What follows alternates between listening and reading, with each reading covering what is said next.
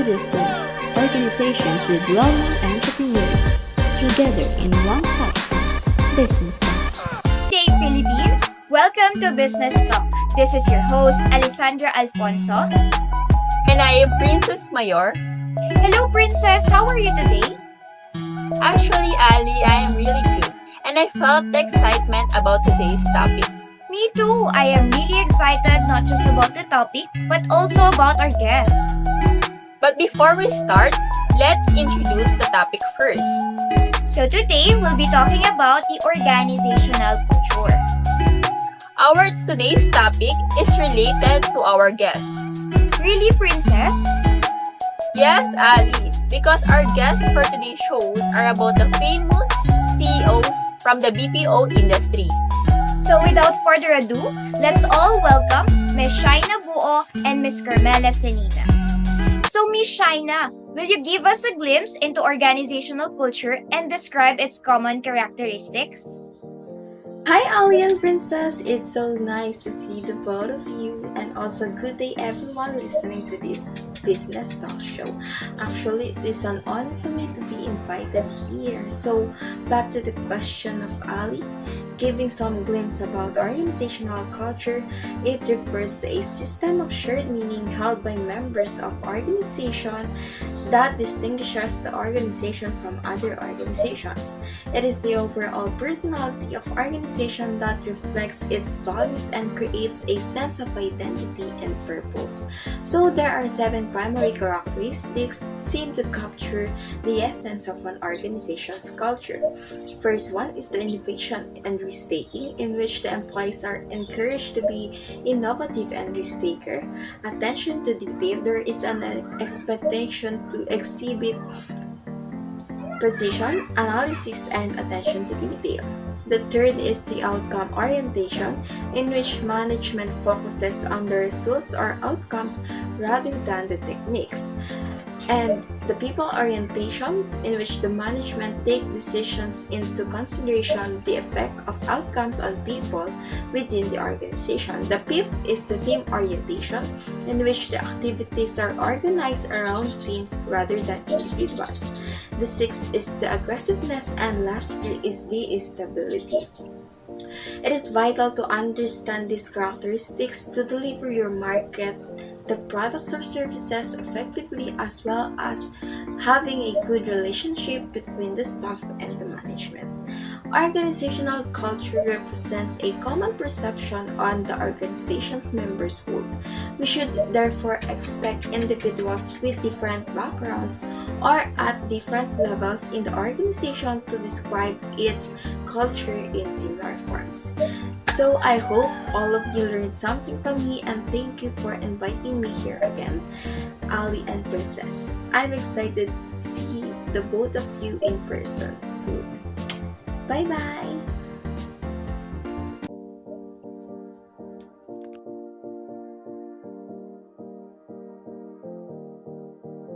Thank you for the idea, Ms. Shaina. It is little detailed information that can help our audience to understand more about organizational culture. So, Miss Carmela, how would you compare the functional and the dysfunctional effects of organizational cultures on people and the organization? Thank you, our dearest host. Let us now proceed to the organizational culture. So, organizational culture is the shared values, beliefs, and attitudes and behaviors that characterize an organization. So, it is important aspect of an organization that has a significant impact on people and the organization. So, we will compare the functional and dysfunctional effects of the organizational culture on people and the organization. Let's proceed first to the functional effects. First, it enhances the employee's motivation. So, a positive organizational culture creates a sense of belonging, which increases the employee's motivation and job satisfaction. When employees feel valued, they are more likely to be engaged in their work and perform better. Second, it fosters collaboration. So, a healthy organizational culture encourages collaboration and teamwork, which leads to a better communication, increases creativity, and higher productivity.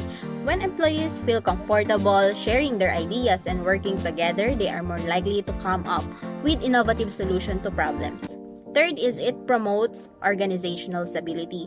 So a strong organizational culture promotes stability by providing a shared sense of purpose and direction.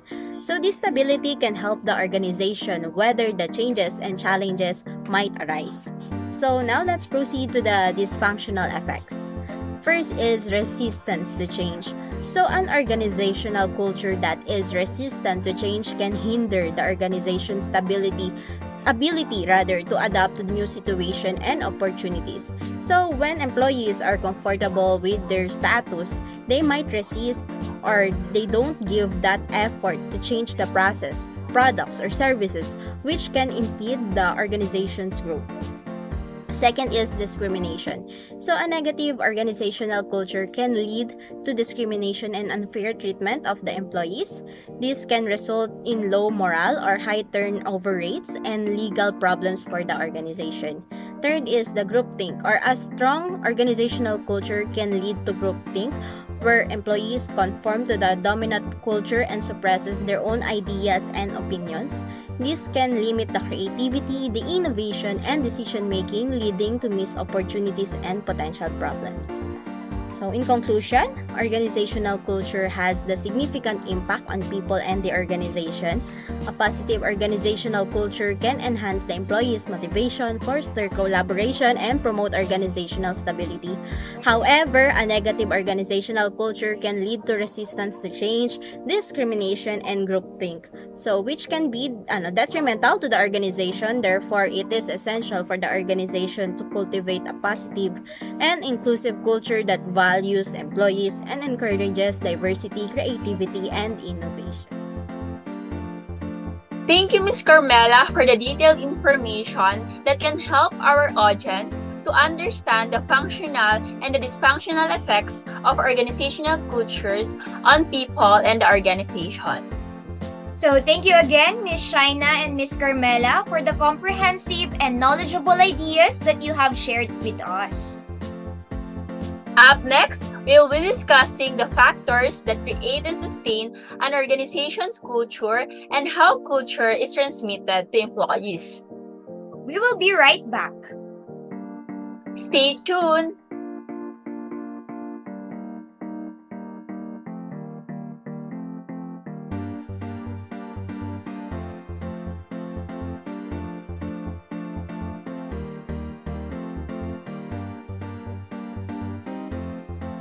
Welcome back, business talkers. At this time, we have another guest to be here with us. Yes, Ali. Our next guest is no other than Miss Rika Baisa. So, Miss Rika, can you tell us something about the factors that create and sustain an organization's culture?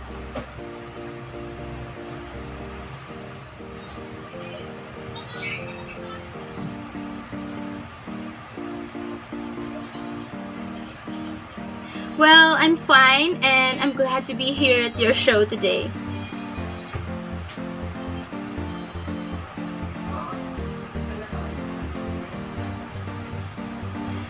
Okay, so first let me discuss how culture begins in an organization. So, in an organization, the ultimate source of culture are the founders, of course. They establish the current customs, traditions, and the general ways of doing things, which are largely due to what it has done before and how successful it was doing. So, free from previous customs or ideologies, the founders have a vision of what the organization should be, and the firm's small size makes it easy for them to impose that vision on all members. So when it comes to culture creation, it actually occurs in three ways. So first, the founders hire and keep only employees who think and feel the same way as they do. And then second, they indoctrinate and socialize these employees to their way of thinking and feeling. And then finally, the founders' own behavior encourages employees to identify with them and internalize their beliefs, values, and assumptions. So when the organization succeeds in doing so, the founder's personality becomes embedded in the culture. Now, when it comes to sustaining an organization's culture, we have to put in mind that there are three important forces that play an integral part in sustaining it. So, we have the selection process, the actions of top management, and the socialization method. So, for the selection process, it is used to identify and hire individuals with knowledge, skills, and abilities to perform successfully. So, to better understand it, it's like the stage where employers filter out candidates that do not fit the organization's culture. Okay, and then next is the actions of the top management. So, the top management's action also has a major impact into an organization's culture. So, through words and behavior, senior executives establish norms that filter through the organizations about, for instance, whether risk-taking is desirable, how much freedom managers give employees, what is the appropriate dress, the actions that earn pay raises, promotions, and other rewards. And then lastly, we have the socialization methods. So, socialization is a process that adapts employees to the organization's culture. No matter how good a job the organization does in recruiting and selection, new employees need help adapting to the prevailing culture of the organization, of course. That help is the socialization. So, the way employees are socialized will depend on the degree of success achieved in matching new employees' values to those of the organization, in the selection process, and on top management's preferences for socialization methods. So, that's all for the factors that create and sustain an organization's culture. I hope I did a good job delivering that information. Thank you for having me today. Have a great day.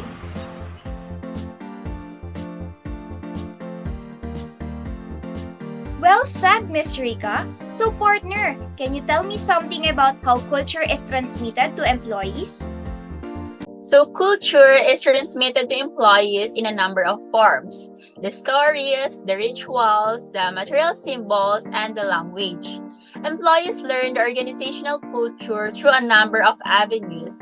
They can gain an understanding of culture by hearing stories that present the past and provide the explanation for the current practices. The next is the ritual, or the repetitive sequence of activities which can reinforce the key values of the organizations and provide insight into the culture. And another one is the material symbol, such as the dress codes, formal or informal, office size or style, and perks for the key employees that can denote who is important in an organization. And lastly is the language. Language is another way to learn about the organizational culture, as employees will express themselves in a certain ways to indicate the membership in that organization. Very well said, partner. So, thank you again, Miss Rika, for your informative ideas about the topic. Business Talks will be right back after a short break. Stay tuned!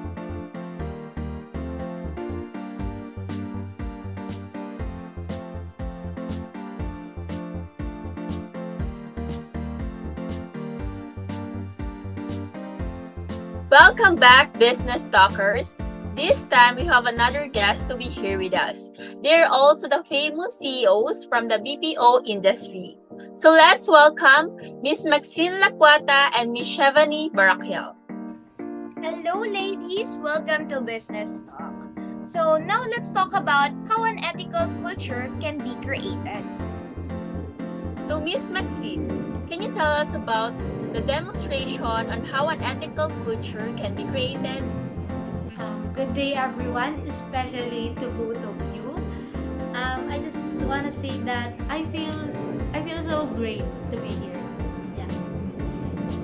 Regarding your question, based on the nature that we are used to create a more ethical culture, I have these 5 principles.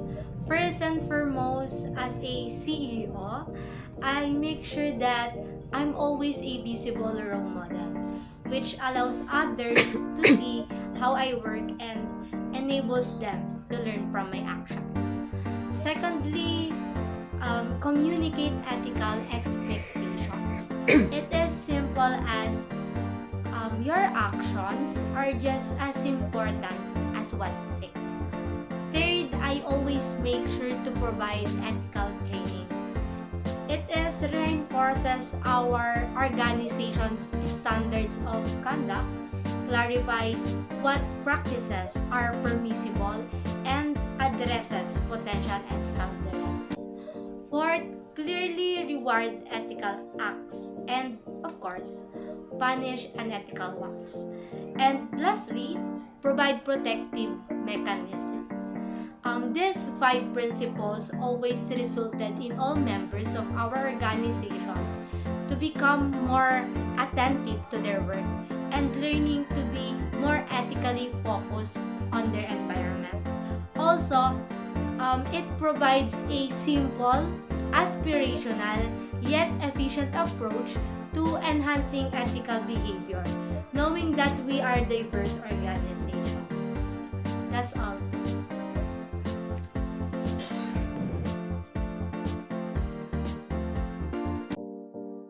Thank you, Miss Maxine. So, Miss Shavani, can you share your thoughts about the positive organizational culture? So, okay, when we first hear the phrase creating a positive culture, it may sound hopeless to everyone or to anyone because, as we remember, everyone in the organization is unique. Everyone has their own personality, belief, or even culture. But in my company, having this positive culture makes our employees build their strength or even grow as an individual. So, what we do to have this kind of positive culture? First is we consider building our employees' strengths, as it shows workers how to capitalize on their strength to be creative and be motivated to work. Second is we reward them rather than punishing. Creating this kind of culture makes the employees satisfied with their works. So as an employee or as an owner, manager, or even entrepreneur, we should always make sure that we or I praise my employees when they are doing something right. Because employees value and even reciprocate the praise that we, the managers, the owners, give them. Next is I emphasize the validity and growth of my employees. I support what the employees contribute to the organization's effectiveness and how I can make the employees more effective personally and even professionally. Lastly, of course, there is a limit to everything, which is why the last item is the limit to positive culture. There may be benefits in establishing a positive culture, but always remember that when implementing a positive culture in your organization, you must maintain an objective and pursue it beyond the point of effectiveness. And that is all. Thank you, ladies, for the knowledge and comprehensive ideas that you have shared with us. We learned a lot today, right, Ali? Yes, Princess. So to continue our discussion, we'll be right back after a short break.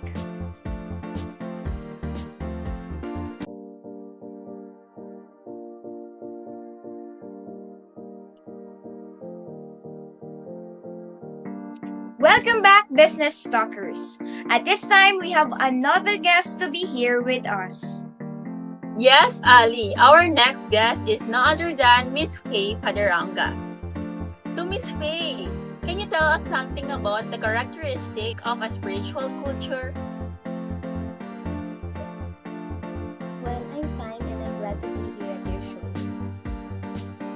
First, I'll provide some idea about what spirituality is in a workplace. Workplace spirituality is not about organized religious practices. It's not about God or theology.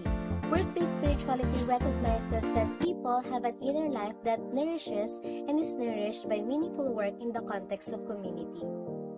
Now, for its characteristics, there are several cultural characteristics that tend to be evident in spiritual organizations, and these are, first, benevolence, where spiritual organizations value showing kindness toward others and promoting the happiness of the employees and other organizational stakeholders. Second, strong sense of purpose, where spiritual organizations build their culture around a meaningful purpose. Although profits may be important, they're not the primary value of the organization. Third, trust and respect, where spiritual organizations are characterized by mutual trust, honesty, and openness. Employees are treated with esteem and value consistent with the dignity of each individual. Fourth and last is the open-mindedness, where spiritual organizations value flexible thinking and creativity among employees.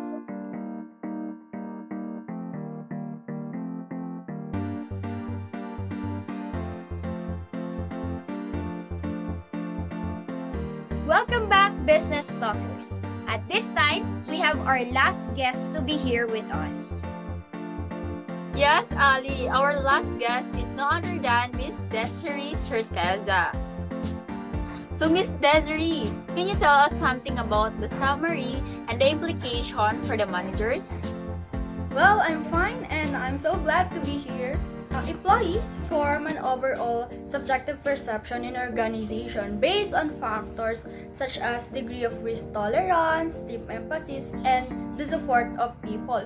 So this overall perception in effect becomes the organization's culture and personality and affects the employee's performance and satisfaction. So with stronger culture having greater impact. So one of the most important managerial implications in organization culture relates to selection decision. So, hiring individuals whose values do not align to the organization are more likely to yield lack of motivation and commitment and are dissatisfied to their jobs and organization. So, as a manager, you can shape your work environment sometimes as much as it shapes you.